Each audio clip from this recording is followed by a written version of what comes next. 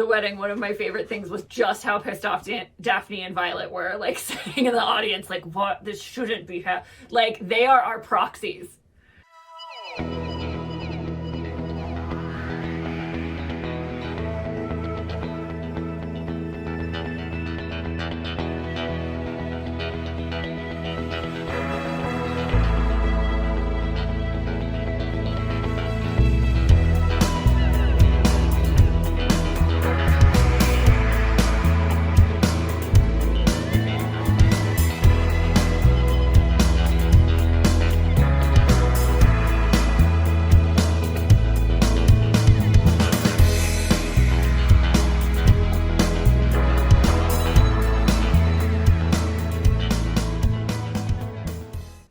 Pals, we're the Good Doctors of Abbey Research. I'm Dr. Kristen.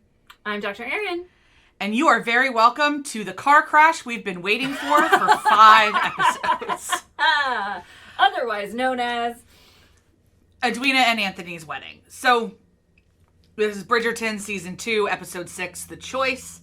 And that is a double entendre for a lot of things. There is a lot of choices made in this episode. So many choices. We'll get rid of the one we absolutely do not care about. Jack and Portia Featherington are still Jack and Portia Featherington-ing all over the place. Eloise makes the choice to leave her brother's wedding and go declare her feelings for Leo Sharp. I think we have all been that awkward person declaring their first crush, and my heart just went out to her. Thankfully, he responded kindly, and she wasn't crushed into the pavement like I myself was. So I'm glad we spared her that. Oh my God, my first crush declaration was so dramatic. You're not surprised. It's so dramatic. And it blew up in my face. It was in 7th grade. Oh my God, it was terrible. Anyway. Yeah. The other decision kind of being made, one of the other decisions being made, I should say, is with Queen Charlotte, in which she decides to choose to remember that she is a human and not just the crown. And we know from our coverage of the show, The Crown, that has to be an intentional decision. Yeah. Queen Charlotte did not ever sign up to rule alone. She signed up to be married to the man she was in love with. And she ended up having almost no power because he was still alive. And yet being expected to do all of this because... And their son was not exactly, like, good at his job as being the regent. So, like... It was all a hard time for her. And she chose love. And that may sound trite, but it was a really significant decision, and we'll get to that later. Obviously, at the end of the day, Anthony and Kate choose each other, and Edwina chooses herself. And in a very, very powerful set of scenes, I really enjoyed this episode. I really liked how things were laid out. There was some incredible moments with Daphne and Anthony, some obviously great ones with Kate and Anthony, and a really cracker of a couple scenes with Edwina that just, set me off. So what you need to know from this is that there are bangles that Kate is wearing while she's at the altar behind Edwina. The two Muppets cannot stop staring at each other and essentially eye-fucking each other in front of God and country. And Queen. And the Archbishop. Like, God, everyone, all of God's representations on Earth except for the Pope were in that room. Yep. And these idiots force Edwina to run from her own wedding. Because as she tells us later, Anthony will never look at her like he looked at Kate.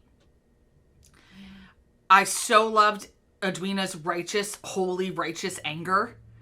Yeah. I loved that at no point in this episode she backed down. At no point did she say, I forgive you, because that's for later.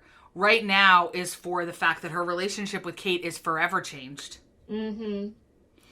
And even if Kate is very, very sorry, you can get forgiveness and make, a kind of start of it. But I don't see how they go back. I don't see how they create something stronger from this, because it is so fundamental, as Edwina says. What else do you need to know? Once there's a great scene between Lady Danbury and Lady Bridgerton. Lady Bridgerton, by the way, is still pissed at Lady Danbury for keeping secrets. Yeah, I know. The shade she throws her is like, girl, I thought we were friends. It's good to remember that this is the power they wield. We talked about that a lot in season 1. How do women have power in the Regency? It's knowledge. And so Lady Bridgerton thought that she and Lady Danbury were in this together. And Lady Danbury put her on the back foot, which is essentially, she stabbed her right in the heart in a certain way. And so she really, really did that. I have 2 small comments, and then we can just talk about everything at once, because one, I'm so frustrated that no one fixed Edwina's train when she was at the top of the aisle. Literally your maid of honor's job to fix the train. Why? Just fix the train.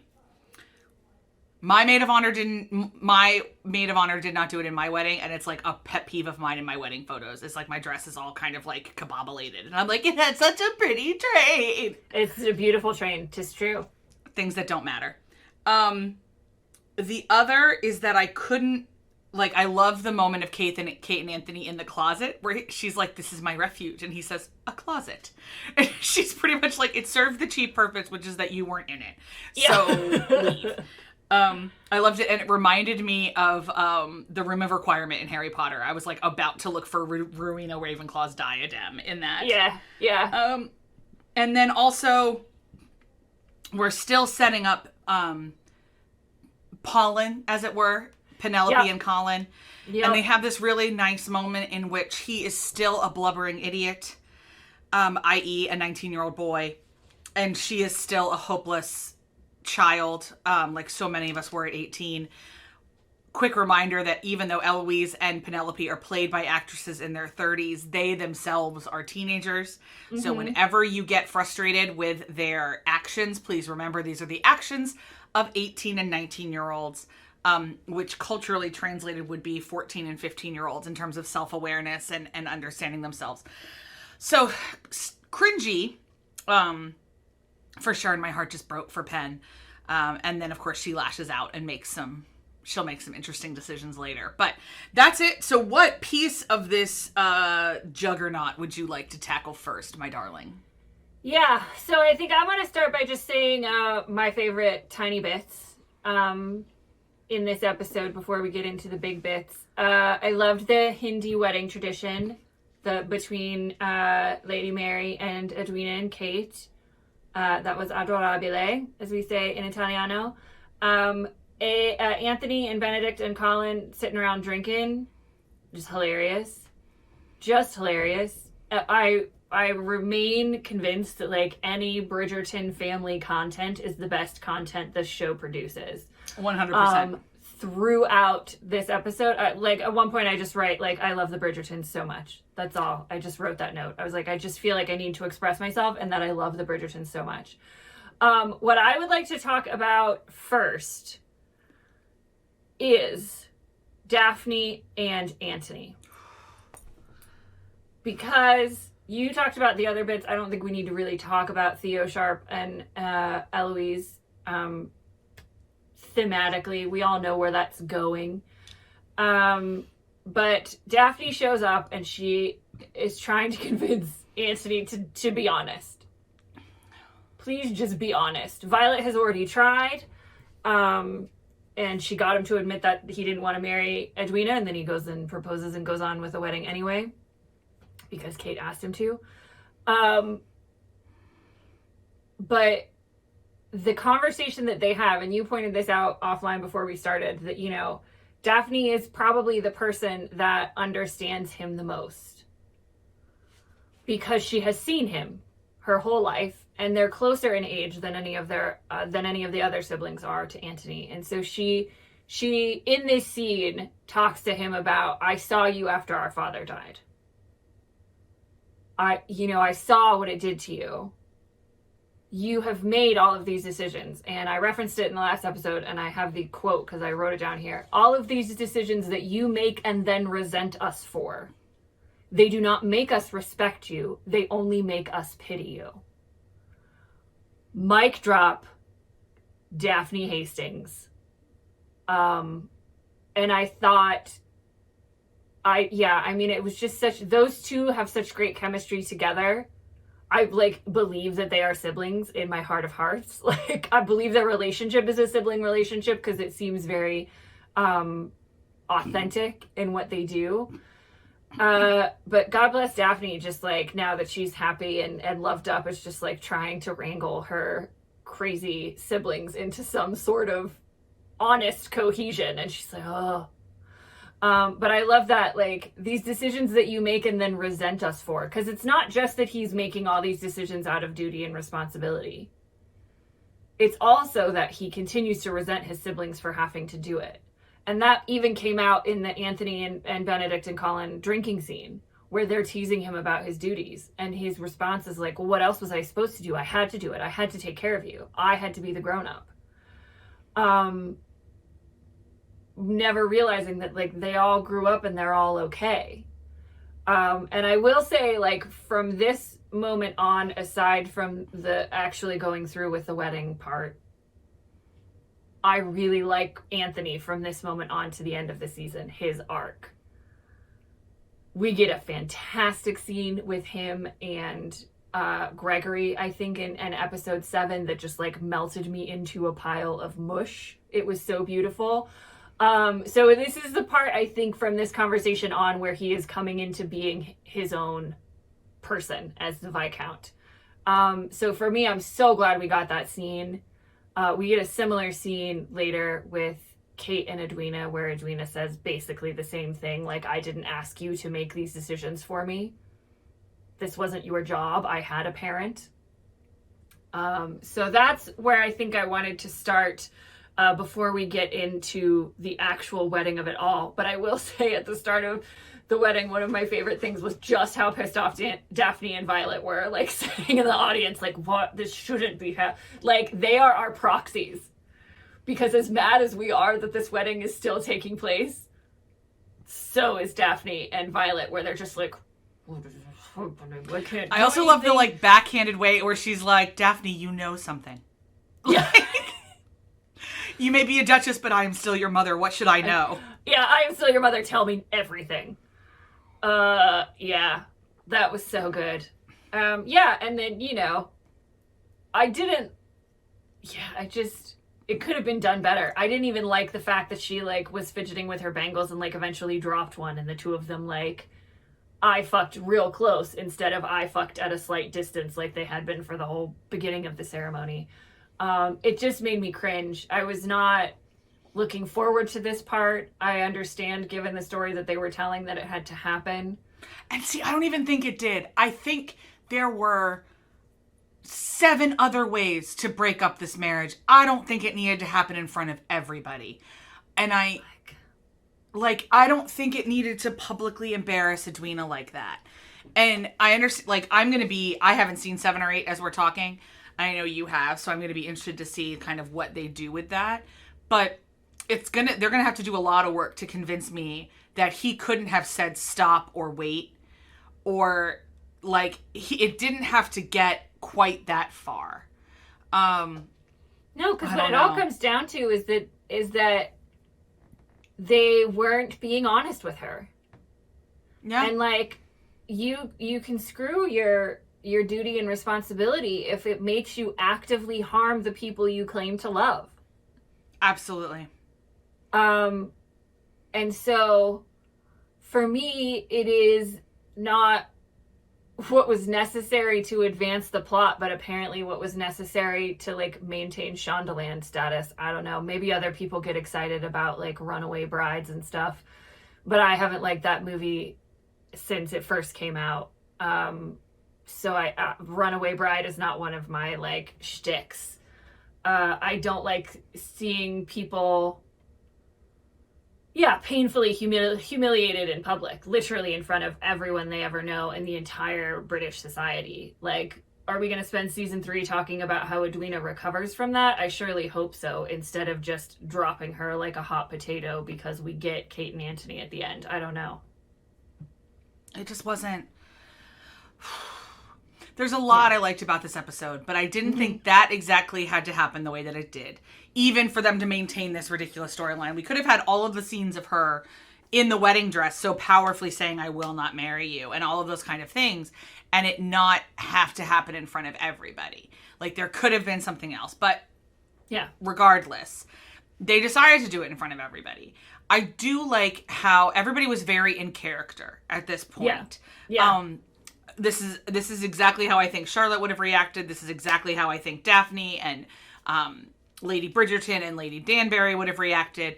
This all feels like this is how they would react to the circumstance. Yeah. And it was fun to watch that play out and Edwina become the power player. Because as she says to Kate at the end, you've lost all your power. Yeah.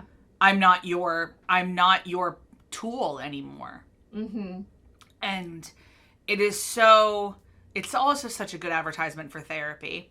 And I wrote at one point, Edwina Sharma, social worker, the way that she works the king, and is the only one who seems to understand how to handle dementia and how to, you give into the fantasy. You help them end the fantasy. You help them end whatever reality they're in, and then get them somewhere physically safe. And it was beautiful what she did with the king. And there's her and the queen later, also beautiful. Yeah, and I think that scene had to happen because the queen, right after Edwina runs off, is like, this can't happen. This is my wedding. This is my show. You can't do this to the queen. And it's all about the perception of her as the queen. And then, as we often see, as they did this in season 1 as well, appearances of the king are what humanize Charlotte. And after that, the king shows up. Edwina is a social worker. After that is when the queen goes to Edwina and tells her that each person needs to make the choice in the face of true love. Mm-hmm. And, you know, I love how respectfully Charlotte handled that. She was like, didn't treat Edwina like a child, and just spoke honestly to her so that, you know, she could make the decision that she ends up making, which is where she brings Anthony and Kate together with secret notes. It was a great trope. Fake notes to each other. Always great. Always great. Where she is able to say, like, I may not know what true love is, but I know what true love is not. Yep. And then, you know, we get Anthony and Kate snogging, finally. But not together either. Just snogging, but not together. But I think, that was a beautiful kind of turnaround for Charlotte in this episode. I enjoyed it. And Golda, I forget her second name, who's playing Queen Charlotte, is acting the shit out of it. She's giving so many layers to Charlotte. I love it. Also, just constant props for holding those wigs up. They must be so heavy. I think she has like a separate trailer she has to get dressed in. I saw this great interview with her on Graham Norton where she was talking about how to like get into her costumes and how, like the costumes and the hair. And then Helen Mirren was also on the show and she played Queen Charlotte as well in a different film. And she said she had to ask for her own trailer. And so they gave her like the trailer at the far end of the lot because it was like a low budget movie. And she was like, you could tell some scandalous things had happened in that trailer. But that was the trailer she was given. But she said she used to get dressed outside the trailer because the trailer was too small. And she was just like naked in this field dressing up as Queen Charlotte. It's hard work. It's hard work, man.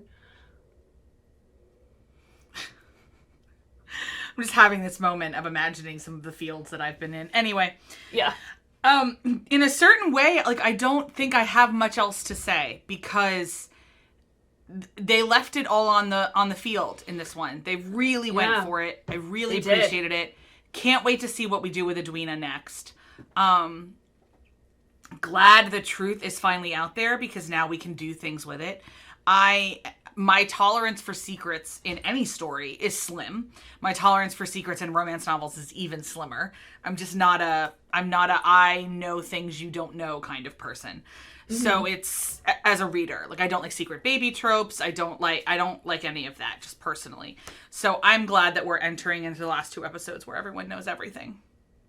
Except, who is Lady Whistledown? And That's we true. get that Charlotte's not letting go of that bone at all. And in this episode, we do get her sending out footmen to like observe the women that she suspects. I just saw it because at the end of my notes, as I was scrolling down to episode 7, I saw that the footman spies Eloise going to Theo. That's true. And they think that she's Whistledown. Yeah. So the suspicion is now that Eloise Bridgerton is Lady Whistledown, which becomes quite a problem for Eloise in episode 7. So yeah, we still don't know who is Lady Whistledown, except we do, and Penelope does, and Madame Delacroix does. Nobody else in the ton does. So that is always the proverbial kind of like axe hanging over everything, like waiting to drop. So we'll see what happens with that. But I did see that at the end there, and I wanted to make sure and bring up the queen, when she is not talking about true love, is desperately trying to find out Lady Whistledown. What a great place to end. So yeah. We will see you for episode 7 and to see what happened after that kiss, see what happens to Eloise, see what other things we're going to ignore from the Featheringtons. So much excitement, and we can't wait to see you then. Bye.